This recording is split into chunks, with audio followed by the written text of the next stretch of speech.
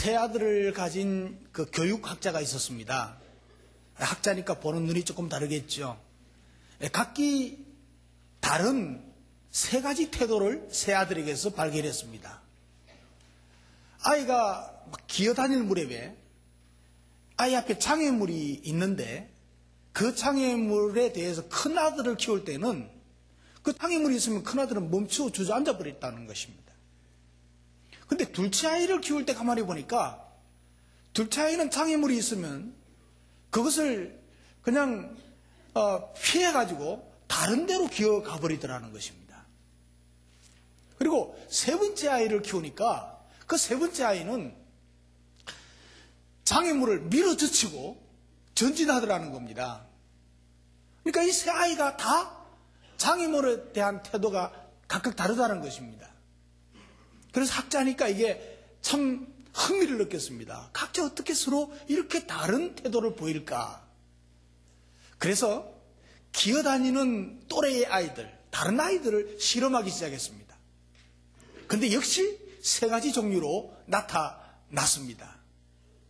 근데 가장 적극적인 태도는요, 장애물을 젖혀버리고 앞으로 나가는 전진하는 것이죠. 그런데 이것도 또 의문이 생겨서 왜 아이들이 이렇게 장애물을 젖히고 기어갈까? 그 동기를 분석해 보았다는 것입니다. 그러니까 그 동기가 두 가지더라는 거죠. 하나는 무엇인가 앞을 가로막고 있으니까 기분 나쁘다는 감정을 가지고 투쟁하는 마음으로 제치고 가더라는 것이죠. 다른 하나는 앞에 장애물이 있으니까 이게 신기하고 장난감 삼아서 놀면서 밀어젖히고 기분 좋게 나가더라는 것입니다. 여러분, 어느 것이 바람직하겠습니까? 여러분들은요, 앞으로 나가는 길에 장애물이 놓여져 있다면 어떻게 극복하십니까? 이 세 가지 종류를 가만히 생각하면서 어떤 종류인가 한번 생각해 보시기 바랍니다. 밀어젖히고 나간다면 기분 나쁘게 생각하는가? 아니면 장난감으로 생각하면서 기분 좋게 가는가? 한번 생각해 보면 좋을 것 같습니다. 여러분, 우리 인생 여정 속에서 우리의 지혜로도 우리의 능력으로도 힘으로도 극복하지 못할 많은 문제들을 만나게 될 수가 있는 거죠. 이럴 때 자신의 한계를 발견하면서 좌절하기도 합니다. 이런 경우에는 어떻게 할까? 오늘 본문이 설명해 주고 있습니다. 모세가요, 이스라엘 백성을 인도해서 홍해를 건넜습니다. 가나안 40년의 세월을 보내면서 가나안 땅을 향해서 광야 40년을 보내면서 가나안 땅을 향해서 전진하고 있습니다. 가나안 땅이 바로 눈앞에 보이는 곳에서 하나님이 모세를 데려가셨습니다.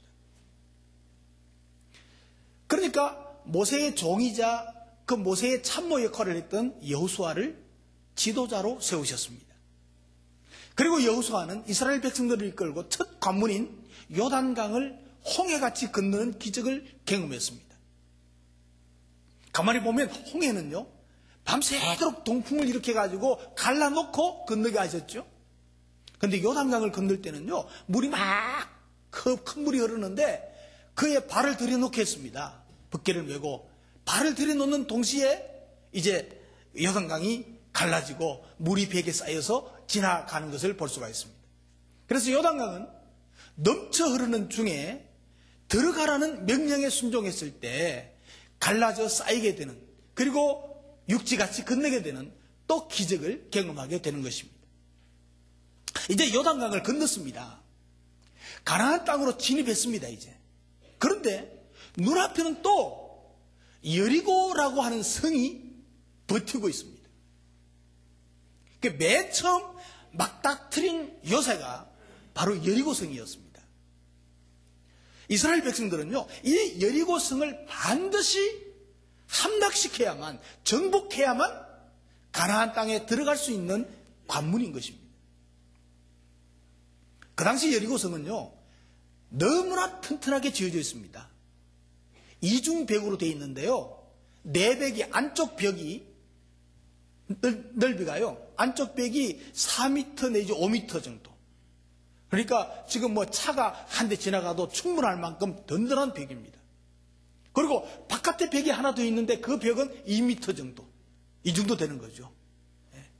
그러니까 수레가 충분히 지나갈 수 있는 그런 넓이죠. 그러니까 그리고 또 높이가 말이죠. 9m입니다. 9m. 3m가 돼도 사람이 못 올라가잖아요. 9m예요. 그러니까 그 당시에는 어떤 공격을 해도 꿈쩍도 하지 않도록 설계되어 있습니다. 완벽한 성벽이었습니다. 이게 고고학적인 그 증거가 충분히 다 나타나 있습니다. 저도 이스라엘 갔을 때 한번 가봤어요. 어마어마했어요. 이스라엘 백성들로서는 이 여리고성을 함락해서 통과하지 아니하면 40년 광야 생활에서 이제까지 고생한 것이 모두가 헛수고가 될 수밖에 없습니다. 가나안의 길목이기 때문에 사실상 가나안에 들어갈 수가 없게 되는 것입니다. 그러므로 반드시 이 여리고성을 함락해야 되고 이 여리고성을 정복하지 못하면 모든 것이 끝나는 상황입니다. 다시 광야로 돌아갈 수도 없고 애굽에 가는 건 불가능하고 어떻게 살 도리가 없습니다. 이제. 그런데 이스라엘 백성들은요, 조직된 군대도 없습니다. 또 무기도 없습니다. 40년 동안 방황하던 오합지졸들입니다. 그런데 굳게 닫혀있는 그 큰 성 여리고성을 정복하기라는 것은 어렵다기보다는 불가능한 일일 수밖에 없는 것입니다. 도저히 불가능한 것입니다. 사랑하는 성도 여러분, 우리에게도 자신의 힘만으로는 해결할 수도 자신의 힘만으로는 정복할 수도 없는 문제가 있다면 그것은 바로 오늘 나타난 여리고성일 것입니다. 아주 크다는 꿈을 안고 달려가다가 해결할 수 있는 엄두를 낼 수 없는 그런 장애물에 부딪혔다면 그것이 바로 여리고일 것입니다. 현대를 살아가는 우리들에게도 이런 여리고성 같은 문제들이 얼마든지 존재하고 있습니다. 그 문제들이 우리를 좌절시키기도 합니다. 반드시 나아가야 되는데 인생의 길목에서 여리고 같은 문제를 만날 때에 우리는 두려워질 수밖에 없습니다. 고통스러워합니다. 어떻게 해야 될지 모르고 방황하게 되는 것입니다. 개인이나 가정도 그렇습니다. 교회나 국가도 마찬가지입니다. 자신이 할 수 있는 일이거나 아니면 몇몇 사람이라도 뭐 도와주어서 처리할 수 있는 일이라면 문제가 안 되죠. 염려가 아니죠. 그러나 사람의 힘으로는 해결할 수도 없고 온갖 사람이 다 매달려도 할 수 없는 이런 상황을 우리는 만날 수 있다는 사실입니다. 그래서 오늘 말씀은 우리 그리스도인들이 살아가면서 숱한 어려움에 부딪힐 때마다 어떻게 살아가야 하는지 그 방향을 제시해 주는 말씀입니다. 우리에게 부닥친 막다른 골목, 불가능하게 보이는 여리고성 같은 것이 가로놓여 있을 때, 인생의 장벽을 만났을 때 우리가 어떻게 해야 되는가? 해결책을 지시해 주고 있는 말씀이 오늘 본문의 사건입니다. 그래서 오늘 본문의 사건은 여리고성을 공격한 일을 이야기하는데 여리고를 정복하는 믿음을 가집시다. 설교 제목입니다. 여리고를 정복하는 믿음을 가집시다. 이 사람 보고 시작. 다른 사람에게 한 번 더. 여리고를 정복하는 믿음을 가져야 합니다. 이 여리고성, 오늘은 한 줄로 간단하게 되어 있죠. 근데 이것은 구약성경 여호수아서 6장에 기록된 내용입니다. 거기서는 자세하게 기록되어 있습니다. 그리고 이 여리고성을 정복하는 데는 어떻게 하는 거 하니까 하루에 여리고성을 한 바퀴씩 돌아라. 하루에 한 바퀴씩 돌아라. 엿새 동안 한 바퀴씩 돌고 1회 되는 날에는 7일째 되는 날에는 7번을 돌아라. 7번을 돌아라. 그리고 모든 백성이 함께 돌아야 한다. 그리고 모두가 함께 침묵하면서 돌아야 된다. 그리고 마지막까지 돌고 제일 마지막에 외칠 때에 함께 소리치는 것입니다. 이것이 해결 방법입니다.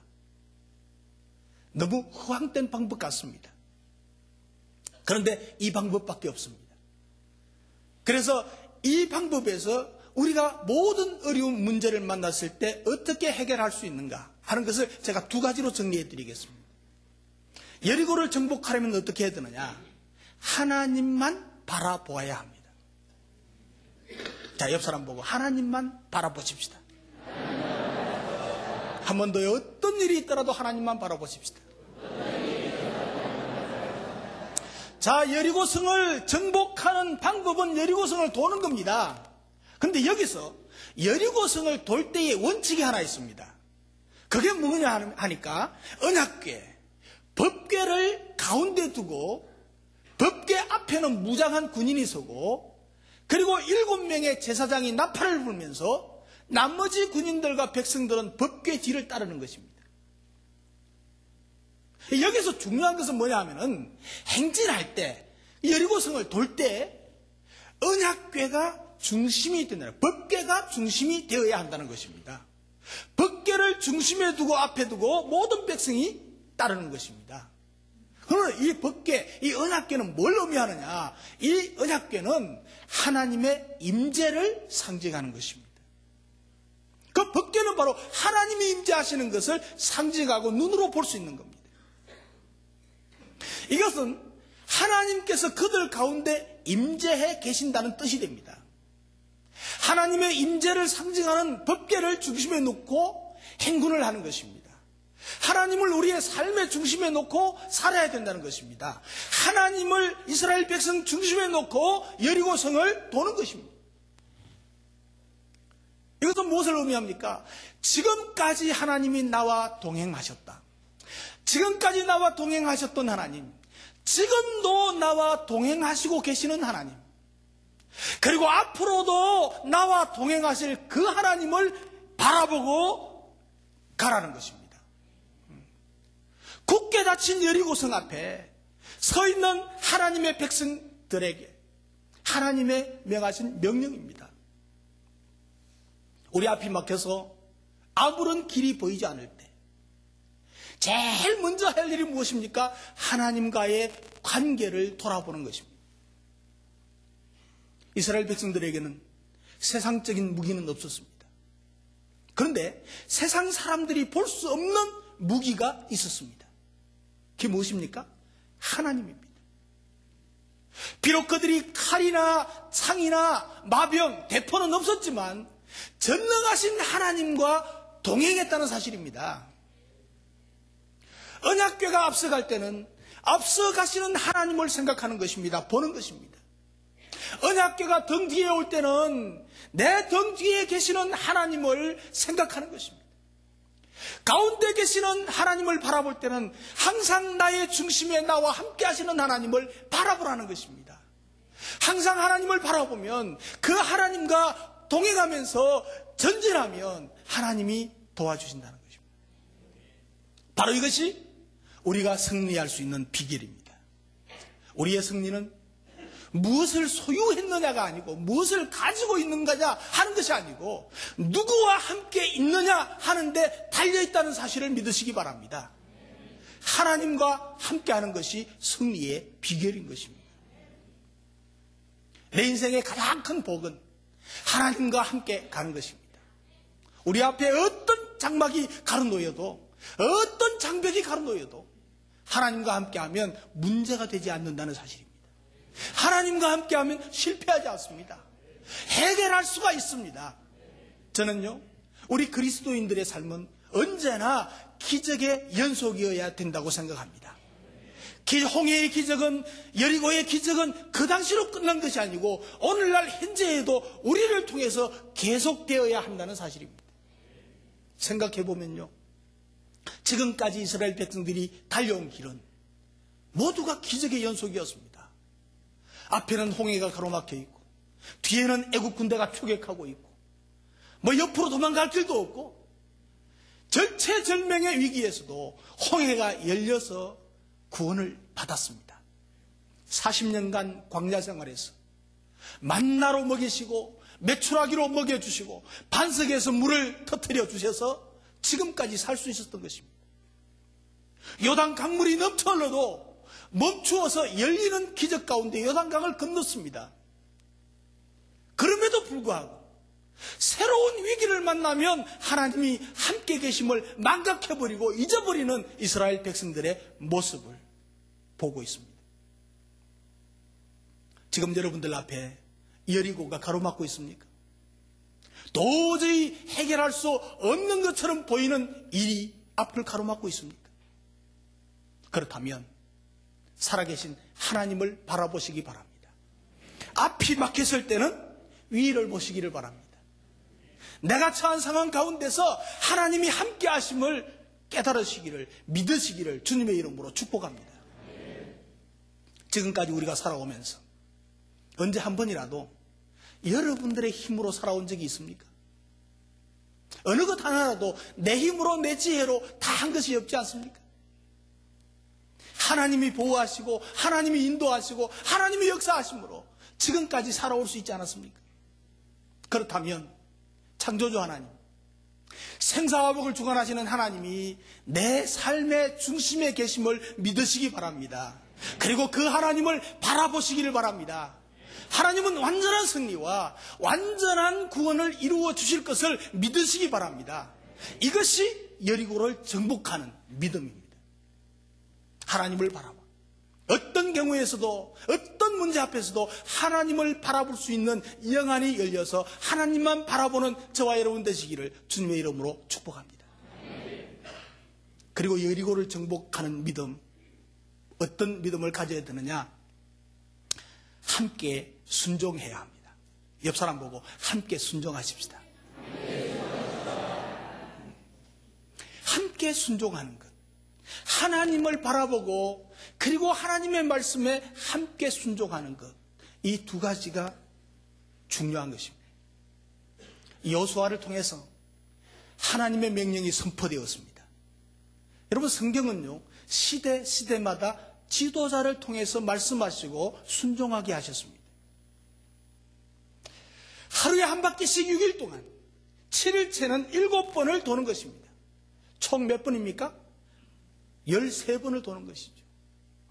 이스라엘 백성들은 즉시 믿음의 행진을 시작했습니다. 여러분, 진정한 믿음은요 이렇게 순종을 가져오는 것입니다. 믿음은요 인간 이성으로 동의할 수 없는 것이라도 하나님의 말씀이기 때문에 순종하는 것이 믿음입니다. 인간 이성으로 판단하면 이것처럼 우매하고 어리석고 바보 같은 공격 방법이 어디 있겠습니까? 성을 공격하고 정복해야 되는데 그 성을 돌고만 있다고 이게 뭐가 됩니까? 이건 말이 됩니까? 아무 말이 안 됩니다. 그러나 우리의 이해와는 상관없이 납득이 안 되고 설득이 되지 않아도 하나님의 말씀이기 때문에 그 말씀을 무조건 순종하는 것입니다. 그것이 바로 믿음입니다. 여러분, 지금 우리는 히브리서 11장 믿음의 장입니다. 이걸 생각하고 있습니다. 그런데 11장 전체의 믿음에 대해서 성경 전체의 사건을 지금 나열하고 있습니다. 그런데 믿음의 정의는 한마디로 정의할 수 있습니다. 믿음은 순종입니다. 믿음은 순종입니다. 하나님의 말씀이면 무조건 순종했다는 것입니다. 그런데 그 결과는 기적이요 축복이었다는 사실입니다. 그리고 이것은 지금 현 시대를 사는 우리에게도 그대로 적용된다는 사실을 분명히 가르쳐 주기 위해서 신약에 와서 히브리서에서 다시 기록했던 것입니다. 여러분, 순종에는요 몇 가지 자세가 있습니다. 첫째는 힘들어도 순종해야 됩니다. 따라합시다. 힘들어도 순종해야 합니다. 둘째는 손해가 되더라도 순종해야 됩니다. 셋째는 억지로라도 순종해야 됩니다. 넷째는요 믿음으로만 순종할 수 있다는 사실입니다.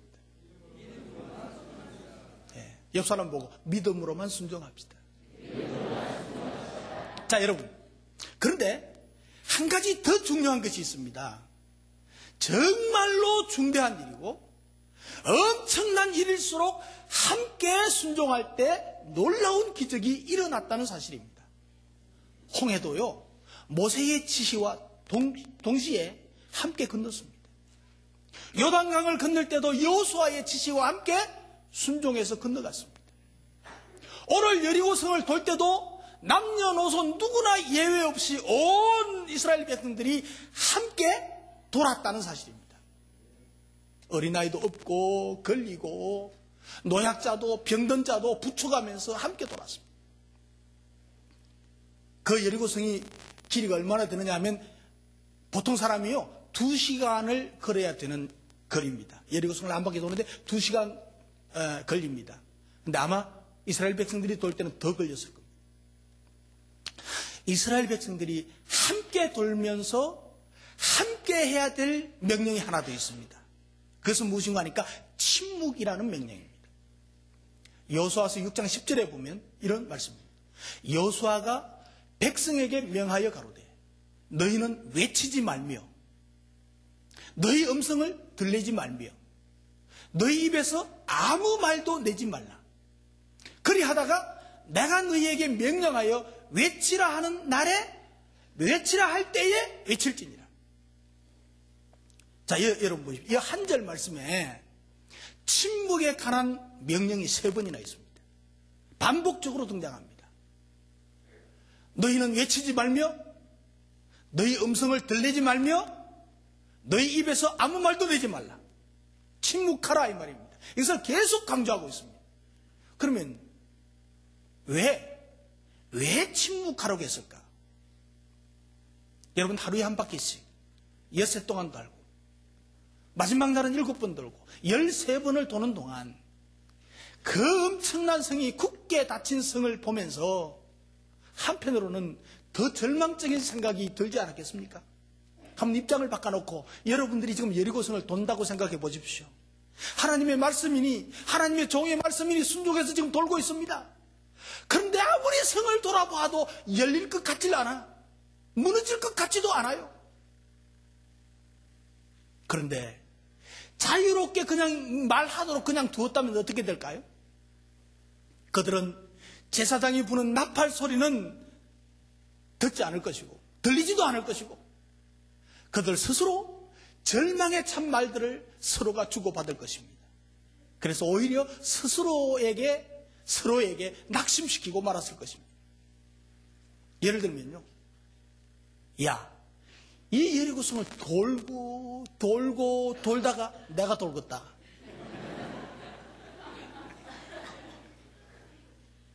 야, 이 돈다고 무너지냐 이게.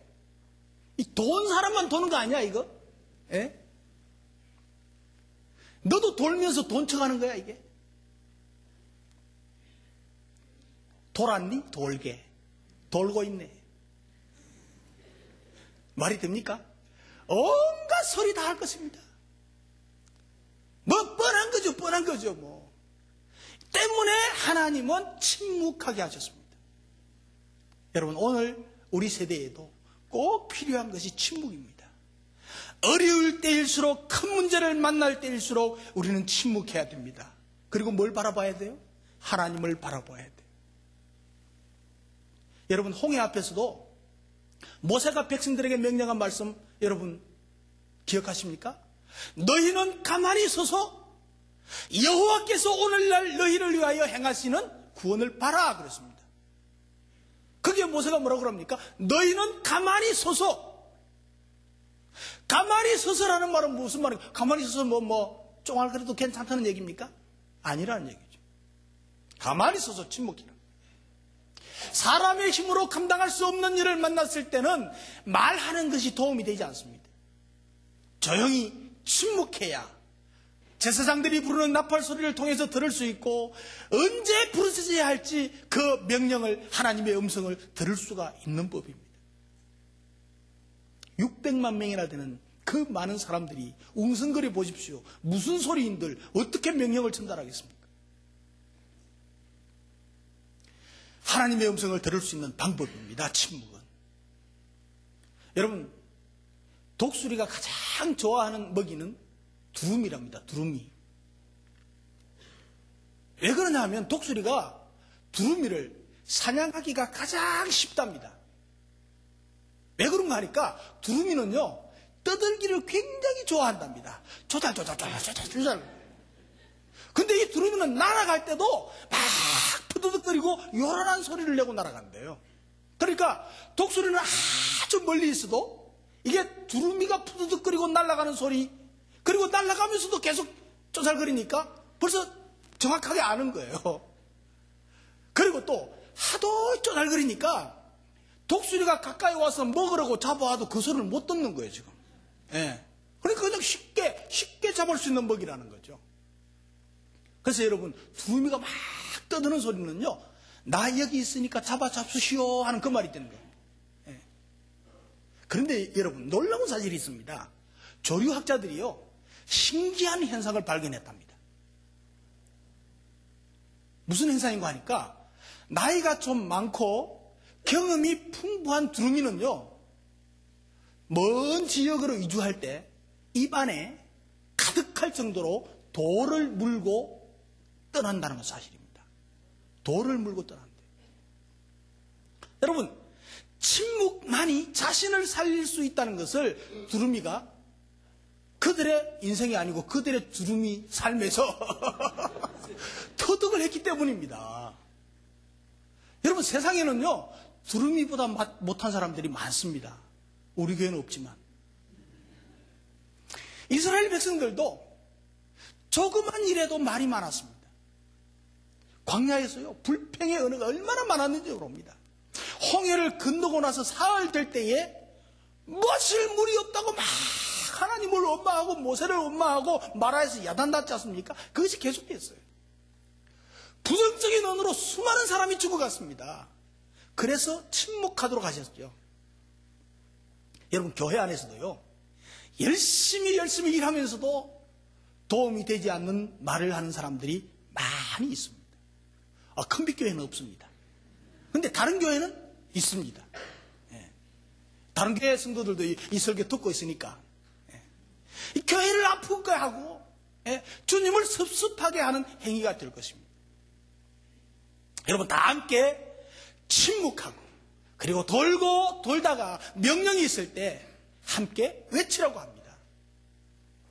여호와께서 너희에게 이 성을 주셨느니라. 이 명령과 함께 이제 외치는데, 외치는 말은 무슨 말인지 성경에 안 나와 있습니다. 제가 짐작을 해봅니다.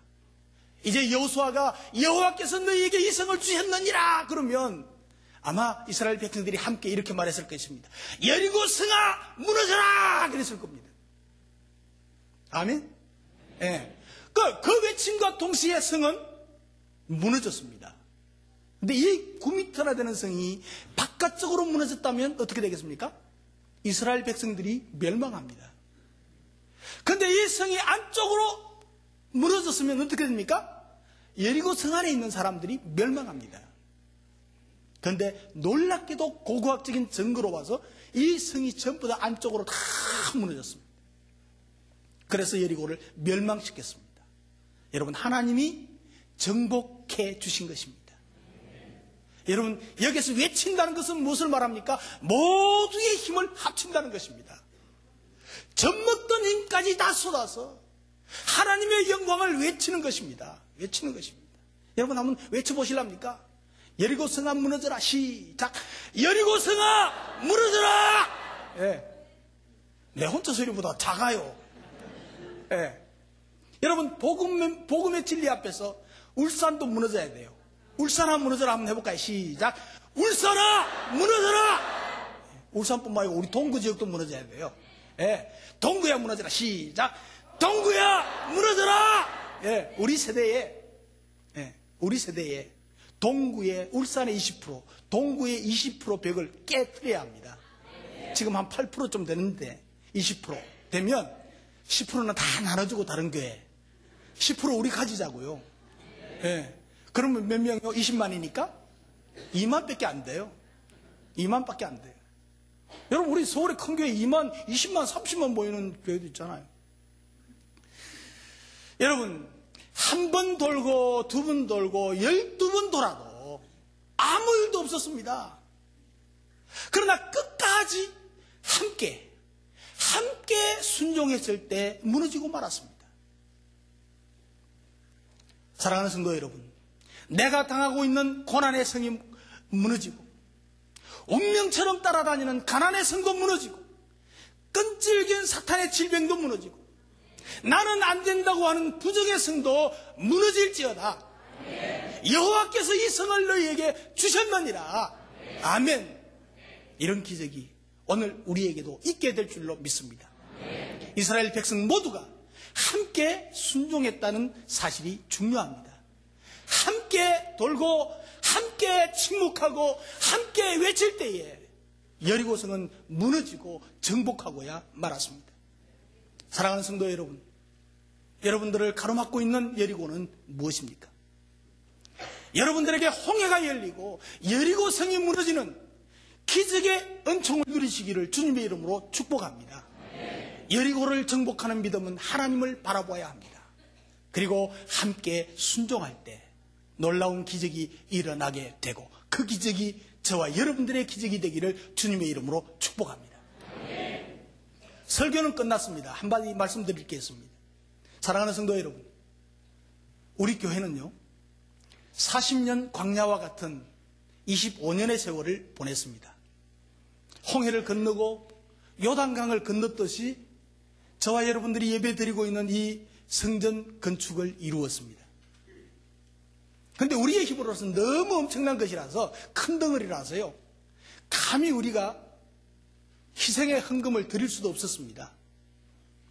100여 명 남짓 한 수십 명이 여유분을 하나님께 드린 정도였습니다. 이 교회를 지을 때 한 작정 한 6억 정도 됐는데 입금된 것은 거기에 영 못 미친답니다. 그래서 사실 전부 다 빚내서 했습니다. 빚이 얼마인지 아십니까? 저도 잘 모르는데 약 49억 정도 된답니다. 안 놀래네. 그런데요 이제까지 그 이자만 갚아왔어요. 그래서 이자가 얼마나 되느냐 물어보니까 하루에 100만 원, 한 달에 3천만 원씩 이자만 갚아왔습니다. 여러분의 헌금 대부분이 아주 기존 경상비 외에는 전부 은행의 이자로 나갑니다. 그런데요 이제 이달부터는 원금을 갚아 나가야 됩니다. 그런데 여력이 없습니다. 이제 빚내가지고 원금을 갚아야 될 형편입니다. 지금 오늘날 우리 큰빛교회는 은행 빚이 우리 교회의 여리고성입니다. 이 여리고성을 정복하지 못하면, 이 여리고성을 무너뜨리지 못하면 우리는 한 발자국도 전진할 수가 없습니다. 그런 형편에 있습니다. 이제 우리는 희생의 헌금을 드릴 때가 된 것 같습니다. 힘에 겹도록 우리 모두가 함께 힘을 써서 참여할 수 있기를 부탁을 드립니다. 이번 집회를 통해서 주의 음성을 들으셨습니다. 순종하는 일만 남았습니다. 성전 기둥 헌금, 큰빛 기둥 헌금으로 이름을 바꾸겠습니다. 큰빛교회 기둥이 많이 세워졌으면 좋겠습니다. 부모를 통해서 아이들도 기둥으로 세워졌으면 좋겠습니다. 그런데 세신자나 믿음이 어린 분들은 안 해도 됩니다. 전혀 부담 가지지 마시고 기도만 해주시면 됩니다. 그리고 기둥 하나 헌금 300만 원을 마련할 수 있는 형편이 안 되는 분들은 아예 하지 마십시오.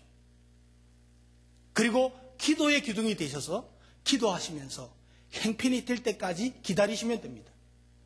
그러나 300만 원 정도를 마련할 수 있는 여력이 되시는 분들은 모두가 함께 참여해 주시기를 부탁을 드립니다. 500명의 기둥이 세워지면 20억 정도가 될 수가 있습니다. 좀 더 하시는 분들도 있기 때문에. 그러면 나머지는 느긋하게 그냥 갚아 나가면 됩니다. 그리고 마음껏 우리 교회가 복음 사업을 펼쳐나갈 수가 있습니다. 이번에 작정은요, 작정은 이번 주 다음 주까지 하시고요. 더 미루지 마시고. 그리고 3개월 안에, 늦어도 6개월 안에는 헌금을 해주셔야 도움이 됩니다. 그래야 갚을 수 있으니까요. 그래서 적금을 들어서나 아니면 빚을 내서라도 드리고 또 교회가 이자가 부담하지 않도록 해주시면 좋겠고, 그렇게 할 수 있는 믿음의 사람들이 되시기를 축복합니다. 우리 모두가 하나님을 바라볼 수 있기를 축복합니다. 그리고 함께 순종하십시다. 함께 돌고 함께 침묵하고 함께 외치십시다. 온 힘을 다해서 우리 교회의 여리고를 정복하는 기적을 일으킬 수 있기를 주님의 이름으로 부탁드립니다. 기도하겠습니다.